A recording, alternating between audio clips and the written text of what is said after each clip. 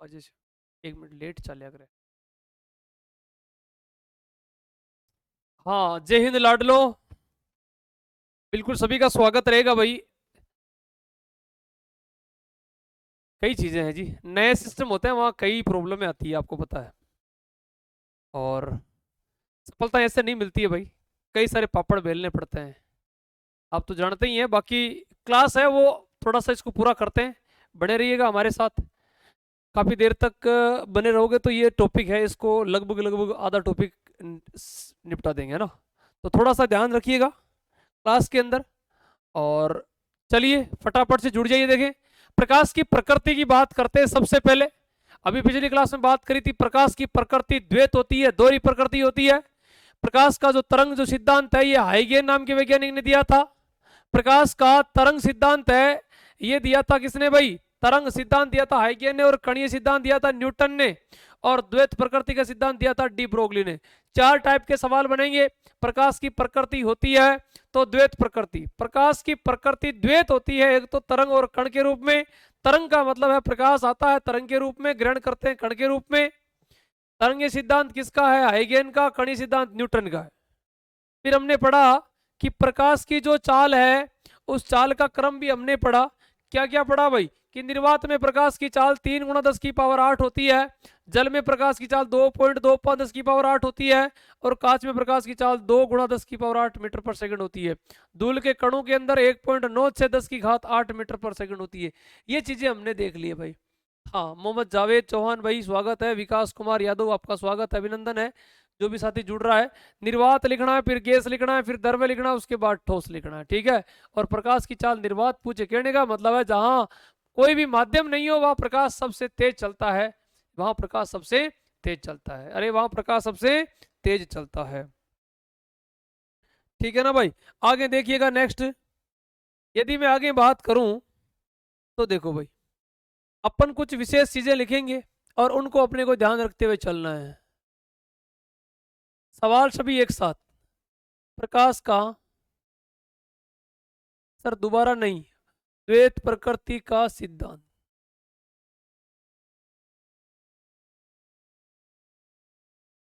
प्रकाश का कणीय सिद्धांत। प्रकाश का तरंगीय सिद्धांत। प्रकाश का क्वांटम सिद्धांत।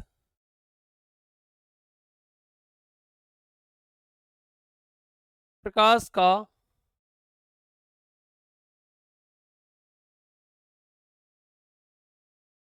फोटोन सिद्धांत। प्रकाश का विद्युत चुंबकीय सिद्धांत।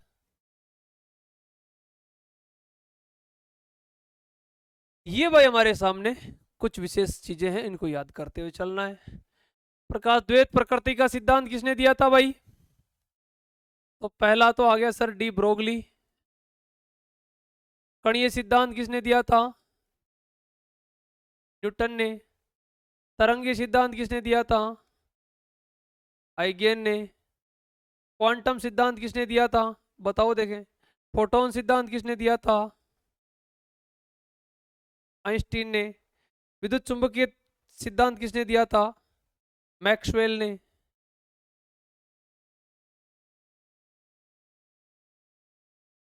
क्वांटम सिद्धांत किसने दिया था, ये बताना भाई। ये सवाल आपके लिए कुछ नया रहेगा।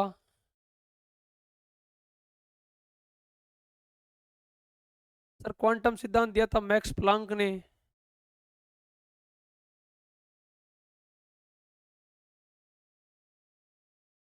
ये कुछ चीजें हैं, देखो सीधे सीधे प्रश्न है, और पांचों ही प्रश्न आपके एग्जाम की दृष्टि से इंपॉर्टेंट है। पांचों ही इंपॉर्टेंट है, ध्यान रखना भाई। पांचों प्रश्न आपके बहुत ज्यादा इंपॉर्टेंट रहने वाला है। पहला प्रश्न आपका है प्रकाश का द्वैत प्रकृति का सिद्धांत। दूसरा है प्रकाश का कणीय सिद्धांत। तीसरा है प्रकाश का तरंगीय सिद्धांत। चौथा है प्रकाश का क्वांटम सिद्धांत। पांचवा है प्रकाश का फोटोन सिद्धांत। और छठा है प्रकाश का विद्युत चुंबकीय सिद्धांत। कहने का मतलब आपके सामने 6 प्रश्न बन रहे हैं और 6 के 6 प्रश्न है ही एग्जाम की दृष्टि से वेरी वेरी इंपॉर्टेंट है। यहाँ से एग्जाम में सवाल पूछा जा सकता है लाडलो, तो ध्यान दीजिएगा। अब क्लास नहीं अटकेगी बेटा बीच में, क्योंकि एरर क्या होता है, नेटवर्क का होता है, एप्लीकेशन की कोई समस्या ही नहीं है। समस्या किसकी है, नेटवर्क की एरर थी भाई, नेटवर्क की वजह से ही क्लास नहीं हो पाई आपकी, है कि नहीं है। तो थोड़ा सा ध्यान रखना लाडलो, मैं आपको जो बता दूं वो बातें अपने को याद रखना है ना। यहां से प्रश्न बनेगा, अरे यहां से प्रश्न बनेगा, श्योर है यहां से प्रश्न बनेगा, 100% यहां से प्रश्न बनेगा। लिख लेना, छाप लेना बढ़िया तरीके से।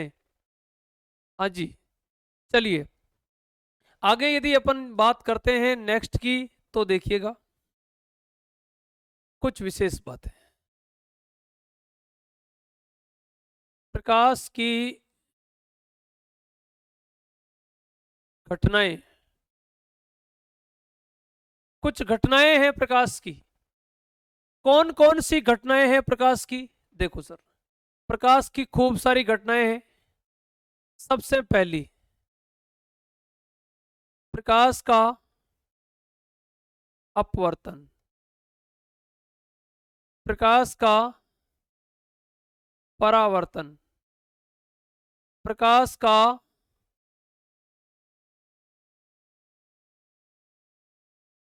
पूर्ण आंतरिक परावर्तन, प्रकाश का विवर्तन। हाँ चल गई अब। प्रकाश का प्रकीर्णन, नहीं वो तो पीछे से नेटवर्क में एरर था, अब नेटवर्क ठीक हो गया, पीछे से प्रॉब्लम थी वो आके चेक तो करके गया है, वो कोई लाइन कटी हुई थी।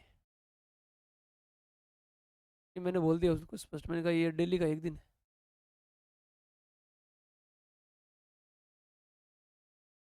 क्लास में बेटा 2-3 दिन बाद टाइम टेबल चेंज कर रहा हूँ, उसके बाद हाँ 2-3 दिन की दिक्कत है, उसके बाद अपनी क्लास का टाइम है वो शाम को रखेंगे ना। तो देखो, अपवर्तन का सवाल आता है, परावर्तन का आता है, पूर्ण आंतरिक का आता है, विवर्तन का आता है, प्रकीर्णन का आता है। छठा देखो, वर्ण विक्षेपण,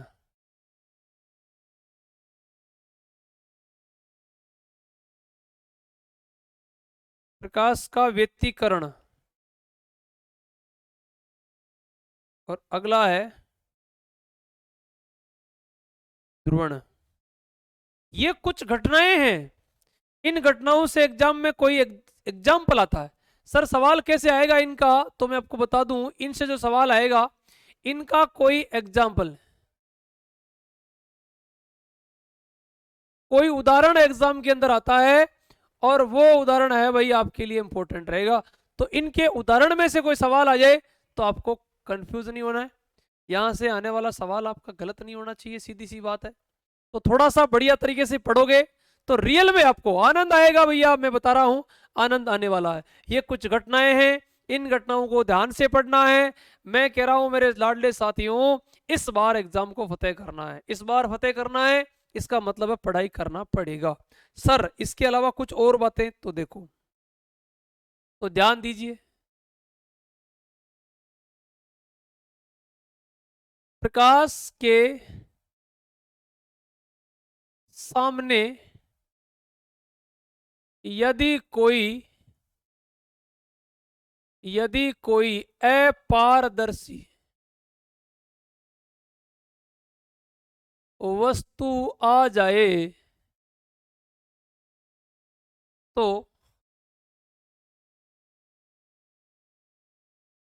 सामने की ओर छाया, या जिसको प्रछाया कहते हैं, प्रछाया बनती है। छाया बनने की जो घटना है वो कैसे होगी, जैसे मान लो आपने कहा प्रकाश के सामने, जैसे मान लो आपने कहा कि कोई भाई सर यहाँ एक आदमी खड़ा है, ठीक है सर, कोई आदमी, अब इसको कोई प्रकाश है वो किरण आके टकरा रही है, तो ये कोई एक अपारदर्शी वस्तु हो गई, या इसके आगे वाले भाग पर, इस वाले भाग पर यहां छाया बनेगी, है कि नहीं है। तो छाया कहां बनेगी, ये छाया। सर ये छाया जिसको प्रछाया आप कहते हो, यहां इधर से प्रकाश आ रहा है और ये जो वस्तु है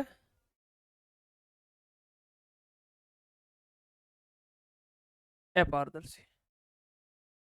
बात समझ में आ रही होगी। तो प्रकाश के सामने यदि कोई अपारदर्शी वस्तु आ जाए, जैसे मान लो आप खुद हैं, तो आपको सामने से प्रकाश आ रहा है, टकरा रहा है आपको, तो आपके जस्ट आगे वाले भाग, सर आगे ऐसे नहीं, ऐसे आगे नहीं, आपका पीछे वाला भाग, मान लो जैसे आप ऐसे खड़े हो तो आपके आगे हो जाएगा। सर ये आपका आगे कैसे हो गया? सामने की ओर यहाँ पर हो सकता है, या नाम पीछे भी आ जाए, है ना, जहां कहीं भी बने। कहने का मतलब प्रकाश आपसे पीछे से आ रहा है, तो आपके जस्ट आगे वाली साइड में क्या बनेगी? छाया बनेगी। ठीक है ना। अब देखो, छाया बनने की घटना में दो घटनाएं इंपॉर्टेंट है, और सर वो कौन सी होती है? वो होता है ग्रहण। दो टाइप का ग्रहण होता है, एक होता है सूर्य ग्रहण,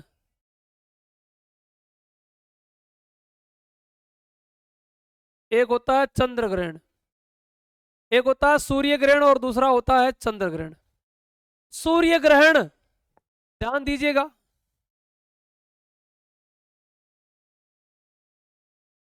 यह घटना कब होती है?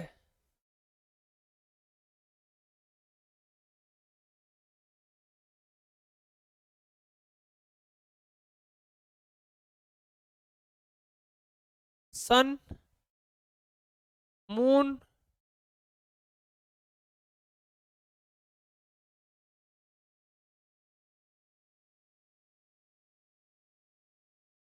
और पृथ्वी। कहने का मतलब है सूर्य और पृथ्वी के बीच में कौन आ रहा है? सर बीच में कौन आ रहा है? चंद्रमा। यह घटना जब सूर्य एवं पृथ्वी के मध्य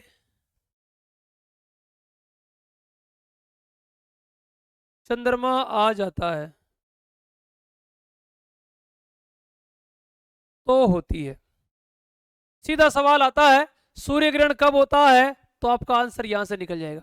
सूर्य और पृथ्वी के बीच में जब क्या आ जाता है? अरे जब बीच में चंद्रमा आ जाता है लैया, तो ध्यान रखना। अब कोई बोले सर कैसे? सूर्य एक तारा है, अपनी जगह फिक्स है, और आपको पता है पृथ्वी घूमती है किसके चारों ओर? सूर्य के चारों ओर। ध्यान रखना, सर घूमता कौन है? सूर्य तो क्या है भैया? स्थिर है। इसके चारों ओर कौन घूमती है? पृथ्वी घूमती है। और पृथ्वी का उपग्रह कौन है? पृथ्वी का उपग्रह चंद्रमा। अरे पृथ्वी का उपग्रह कौन है? चंद्रमा। तो चंद्रमा पृथ्वी के चारों ओर चक्कर लगाता है, जबकि पृथ्वी सूर्य के चारों ओर चक्कर लगाती है। जब ये एक दूसरे के घूर्णन करते हैं, तो जब क्या होता है, जब सूर्य के चारों ओर पृथ्वी चक्कर लगाती है, तो चक्कर लगाते समय क्या होता है कि पृथ्वी के चारों ओर जब चंद्रमा चक्कर लगाता है, तो बीच की स्थिति ऐसी बन जाती है कि जब घूमते घूमते ये ऐसे आ जाते हैं, और बीच में कौन हो जाता है? मून चंद्रमा एक सिद्ध में हो जाते हैं, तो ये घटना घटती है। और ये घटना कब घटती है? तो ध्यान रखना, यह घटना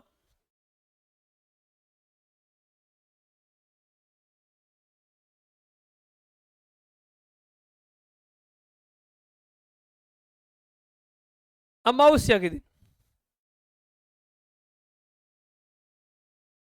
यह घटना कब होती है भैया? अमावस्या के दिन। यह घटना कब होती है? अमावस्या के दिन होती है। अब देखो, ये वाली 2 नंबर वाली चंद्र ग्रहण,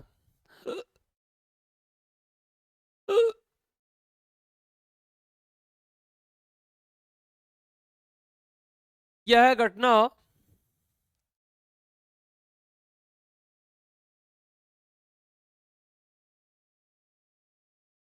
पूर्णिमा के दिन घटती है। ठीक है। जब जब चंद्रमा वह सूर्य के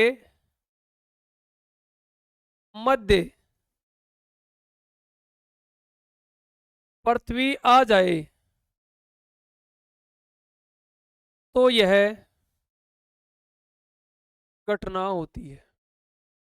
मतलब ये होता है SEM,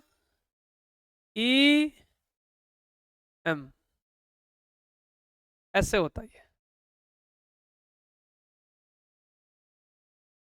दो बातें याद रखना, एक तो ये पूर्णिमा के दिन होता है, दूसरा सूर्य और चंद्रमा के बीच में पृथ्वी है। इसमें पृथ्वी और सूर्य के बीच में कौन है? चंद्रमा। यह कब होता है? अमावस्या के दिन। ध्यान रखना, यह अमावस्या के दिन, अमावस्या की रात काली रात होती है और उस दिन क्या होता है? सूर्य ग्रहण। लेकिन यह ध्यान रखना है, जब चंद्र ग्रहण होता है तब एकदम चांदनी रात होती है, बिल्कुल चांदनी रात होती है, तो सब चंद्रमा पूरे आकार में होता है, तो धीरे धीरे उसका एक भाग काला होता जाता है और हमें वो खंडित होता हुआ नजर आता है। तो अपन ये बोलते हैं कि आज तो ग्रहण है, अरे आज तो ग्रहण है। तो ध्यान रखना इस बात का, इंपॉर्टेंट रहेगा। तो ये हो गया भैया अपना सूर्य ग्रहण और चंद्र ग्रहण। कई सारे लाडले मित्र जुड़े थे क्लास में, है ना, अच्छे बच्चे जुड़े थे क्लास में, लेकिन क्लास बीच में रुकने के कारण कई सारे विद्यार्थियों को टाइम भी सेट नहीं हो रहा। लेकिन धीरे धीरे बेटा 5-7 दिन की दिक्कत रहेगी, आप तो चिंता करो मत। आप मुझसे जुड़ गए तो मैं क्लास कंटिन्यू रखूंगा, कभी आपकी क्लास बंद नहीं करूंगा, ठीक है। हर दिन नया सीखेंगे, कुछ भी सीखो, चाहे हर दिन नया सीखेंगे, कुछ भी सीखो, है ना। जो भी छात्र जुड़ रहा है उसका एक बार पुनः वेलकम रहेगा, स्वागत रहेगा। आगे देखो, सबसे पहले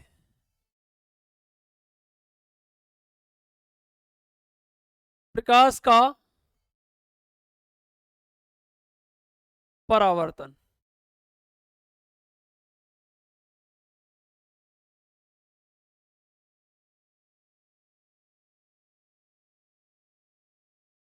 रिफ्लेक्शन ऑफ लाइट, प्रकाश का परावर्तन। जब जब ये घटना घटती है, अरे जब जब ये घटना घटती है तो एक कहानी आपको याद रखनी है। प्रकाश के परावर्तन की घटना जब भी होती है तो एक बात याद रख लेना। क्या? क्या याद रख लेना? आपको कोई भी वस्तु दिख रही है, उस दिखने का सबसे बड़ा कारण यही है। अरे दिखने का सबसे बड़ा कारण यही है। कोई भी वस्तु आपको दिख रही है, अभी मैं दिख रहा हूं, आपका मोबाइल आपको दिख रहा है, आपके पास पड़ी कॉपी पेंसिल पेन, आपके टी शर्ट, आपका शरीर, और जो भी आपको दिख रहा है वो किसके कारण दिख रहा है? सबका कारण एक ही है। कहने का मतलब है बिना परावर्तन कोई वस्तु दिखाई नहीं देती है। कहने का मतलब है वस्तुओं को देखने के लिए वस्तुएं स्पष्ट एवं रंगीन परावर्तन के कारण दिखाई देती है।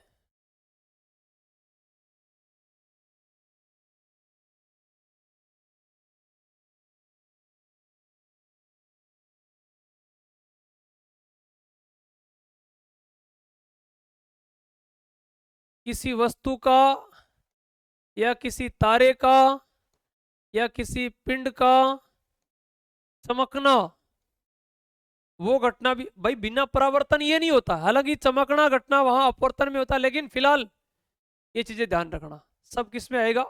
परावर्तन में। पहले आपको डायग्राम बना के बता रहा हूं, पहले आपको डायग्राम बना के बता रहा हूं। एक डायग्राम इधर बना रहा हूं, समझ लेना। ये x और यहां लिखा मैंने x डेस, यहां मैंने लिखा m और यहां लिखा मैंने n, ठीक है। इधर मैंने एक माध्यम बनाया है जिसमें मैंने जल डाला है। कहने का मतलब है ये माध्यम है, एक माध्यम आपके सामने ऊपर वाला है,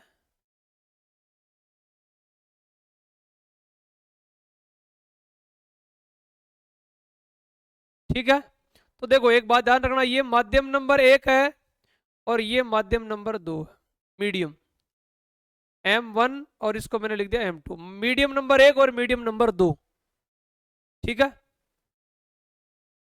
और ये वाला जो माध्यम है अभी फिलहाल यहाँ हवा का माध्यम है और यहाँ पर पानी लिखा हुआ है। ये वाला जो माध्यम है फिलहाल यह विरल माध्यम है और ये माध्यम है कौन सा है, पानी मतलब सघन है।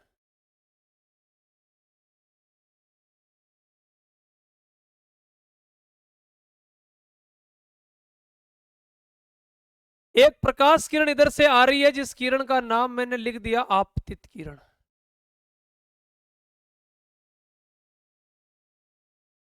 यहां टकरा रही है और टकराकर इस मार्ग से पुनः ये उसी डायरेक्शन में लौट जाती है। तो ये वाली जो लौटने वाली किरण है उसका नाम है परावर्तित किरण। और ये M और N लिखा तो सर ये क्या है, ये अभिलंब।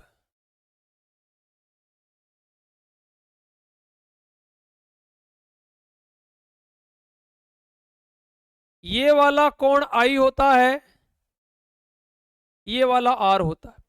परावर्तित किरण और अभिलंब के बीच बना कोण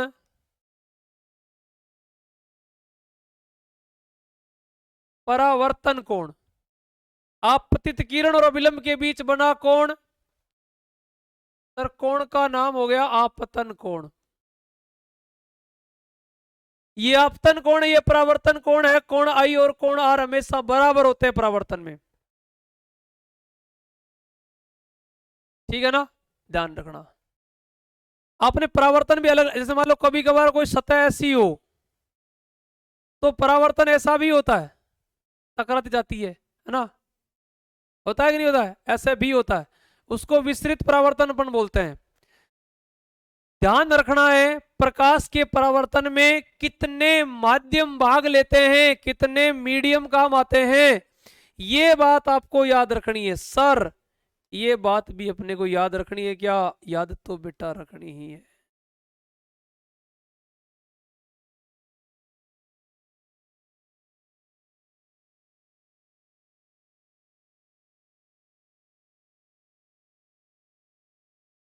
देखो यहां कुछ बता रहा हूं, ध्यान रखना। एक किरण आने वाली आपतित, जाने वाली परावर्तित, ये अभिलंब, पहले इनका नाम पता कर लो। ये है एक्स और एक्स डैश है, ये क्या है,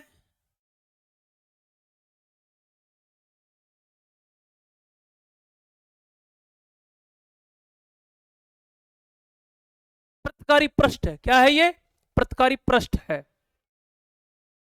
एक माध्यम भाग ले रहा है इसमें, क्योंकि प्रकाश किरण इसी में आ रही, इसी में जा रही है।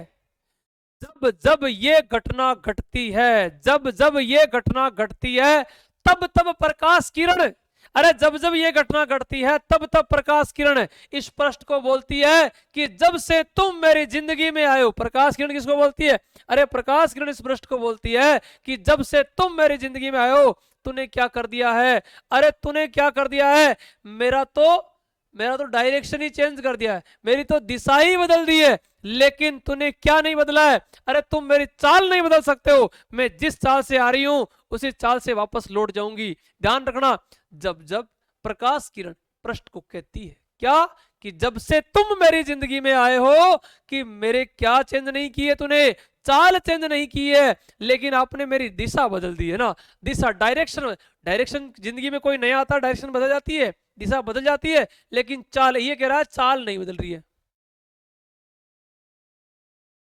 इस क्लास को फिर से देखना चाहो तो आप रिकॉर्डेड में जाओगे तो बायोलॉजी की, तो बायोलॉजी में लास्ट में, फिजिक्स में तो फिजिक्स, ये टॉपिक मिल जाएगा, है ना, आराम से। ठीक है, अब इसमें कुछ नियम लिख रहा हूं।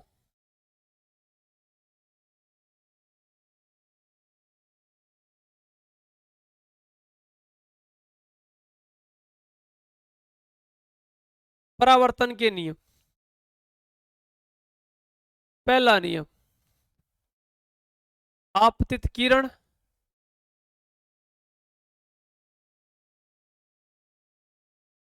परावर्तित किरण एवं अभिलंब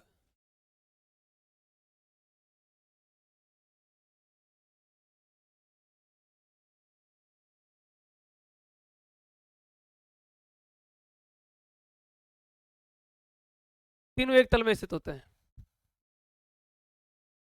नियम नंबर 2,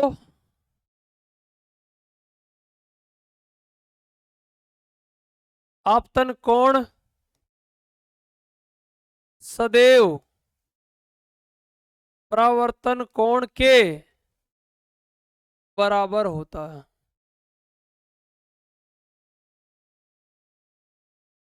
अरे कोण आई बराबर कोण आर, कोण आई आपतन कोण की जा बराबर परावर्तन कोण की जा। आपतन कोण और परावर्तन कोण एक दूसरे के बराबर होते हैं, याद रखना। नोट लगा के लिखना। प्रकाश के परावर्तन नियम में एक ही माध्यम भाग लेता है। दोनों माध्यम काम नहीं करते, केवल और केवल एक ही माध्यम काम करता है। कितने माध्यम काम करते हैं? केवल एक ही माध्यम काम करता है, एक ही माध्यम। कैसे सर एक माध्यम? यहां से आएगी, यहां जाएगी, इससे नीचे नहीं आएगी। ये ऊपर का माध्यम एक है, ये दूसरा एक ही माध्यम, ये एक ही माध्यम है ना, ध्यान रखना।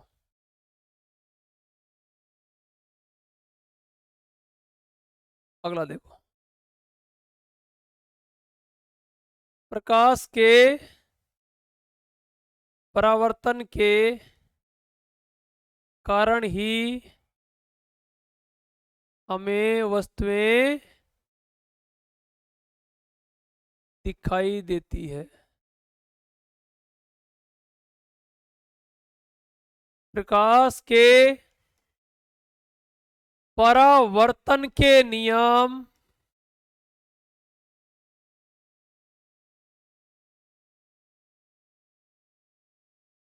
दर्पणों में लागू होते हैं। मिरर,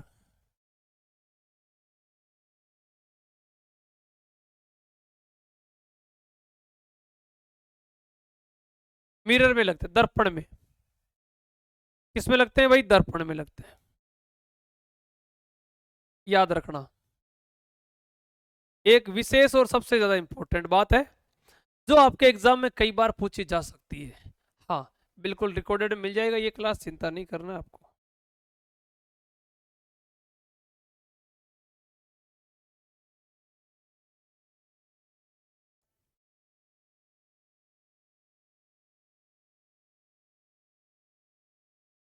सनोज बेटा, क्लास का टाइम तो फिक्स कर रखा है।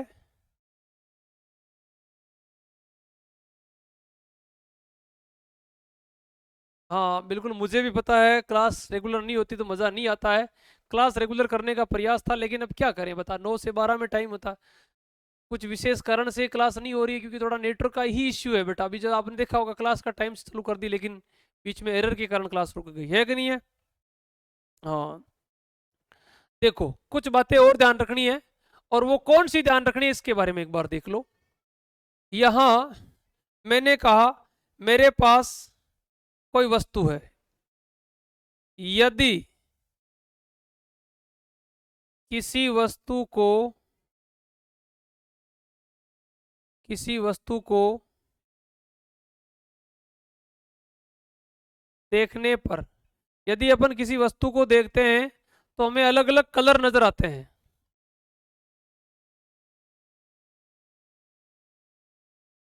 जैसे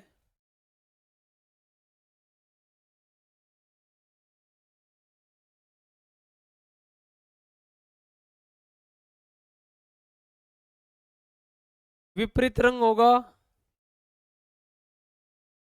तो वस्तु काली दिखाई देगी। समान रंग होगा तो जैसा वस्तु का कलर है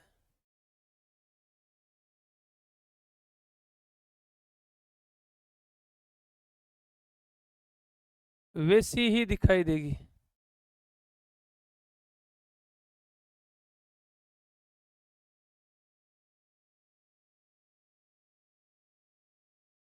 दोनों बातें याद रखना। यदि किसी वस्तु को जब अपन देखते हैं तो जब उसको खुद के रंग में देखते हैं तो वो जैसी होती है वैसी की वैसी दिखती है। एक इसमें कोई विपरीत कलर होता है तो ये वस्तु जैसी है वैसी की वैसी दिखती है। बस ये ध्यान रखना। जैसे मान लो मैंने कहा कि हमारे पास एक फूल है लाल, लाल पुष्प को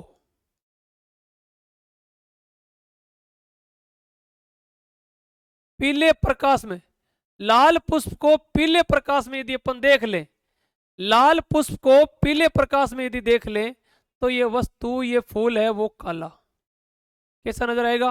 काला। मैं कहूं कि हमारे पास पुष्प भी लाल है और प्रकाश भी लाल है, प्रकाश भी कैसा है? लाल प्रकाश। अब की बार सेम हो गया, लाल पुष्प लाल प्रकाश, तो वस्तु कैस जैसी है वैसी की वैसी लाल दिखेगी।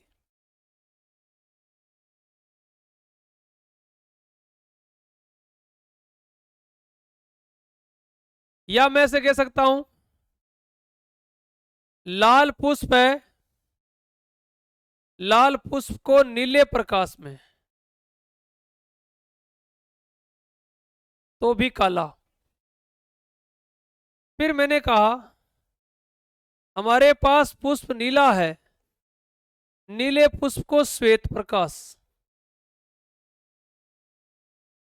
श्वेत प्रकाश को कहते हैं सूर्य का प्रकाश। जैसे मैंने आज पीले रंग का पहन रखा है, सूर्य के प्रकाश में ये पीला है तो पीला ही दिखेगा। आपने जैसा पहन रखा है सूर्य के प्रकाश में वो वैसा ही दिखेगा। यदि किसी वस्तु को सूर्य के प्रकाश में देखा जाए तो जैसा उस वस्तु का कलर होता है वो वैसी की वैसी दिखती है, और यदि किसी वस्तु को उस रंग के विपरीत में देखा जाए तो हमेशा वो काली दिखती है। और यदि उस किसी वस्तु को विपरीत कलर में देख लिया है तो काली। समान कलर में, जैसे मैंने कहा ये पीला है और पीले को पीले में देखेंगे तो वो पीली नजर आएगी, काले को काले में, तो काला कोई रंग, काला रंग अवशोषक होता है।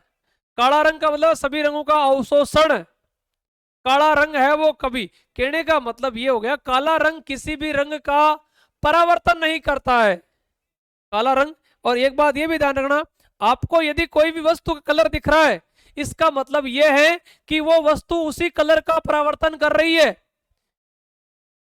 यह ध्यान रख ले। कंफर्म है? यदि आपको कोई वस्तु जिस रंग की दिख रही है इसका मतलब उसी रंग का ही परावर्तन हो रहा है। काला रंग का मतलब होता है कि वो होता है अवशोषक। क्या होता है? अवशोषक।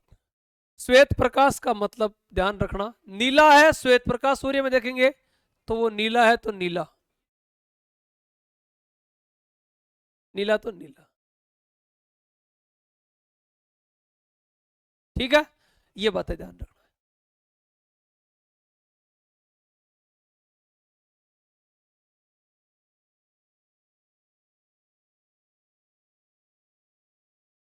बस ये 3-4 बातें याद रखना। यदि किसी वस्तु को विपरीत रंग में देख लेते हैं काला दिखेगा, किसी वस्तु को समान समान में देख लेते हैं तो जैसा उसका कलर होता है वैसा का वैसा ही दिखता है।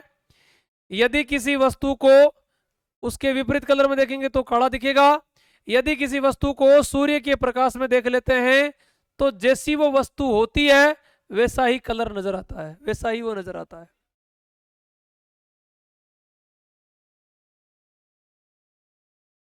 ठीक है भाई, जल्द ही कुछ संशोधन करेंगे क्लासों के अंदर, चिंता नहीं करनी है, क्लास रेगुलर लेते रहो बेटा। नोट्स बना रखे हैं, अच्छे से बना रखे हैं, उनको पढ़ लेना, सिलेक्शन चाहिए तो।